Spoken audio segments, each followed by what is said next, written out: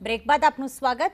અમદાવાદના ચંડોળા તળાવમાં ડિમોલેશન કાર્યવાહી કરવામાં આવી રહી છે ત્યારે ડિમોલેશન સ્થળેથી વૃદ્ધાને જોલીમાં લઈ જવાયા।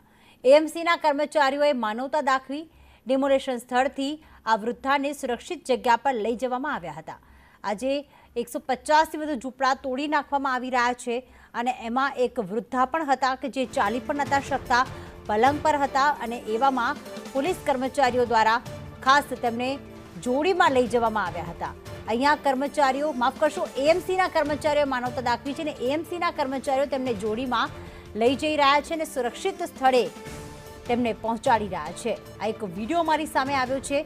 આ એ જગ્યા છે કે જ્યાં ગેરકાયદેસર રીતે આ બાંધકામ બનાવવામાં આવ્યા હતા, ઘરો બનાવી દેવામાં આવ્યા હતા અને ઘૂસણખોરોના ઘરો હતા, પરંતુ અહીંયા એએમસીના કર્મચારીઓની માનવતા જોવા મળી કે જેમાં એક વૃદ્ધા જે છે તેમને જોડીમાં લઈ જવામાં આવી રહ્યા છે અને તેમને સુરક્ષિત સ્થળે લઈ જવામાં આવી રહ્યા છે।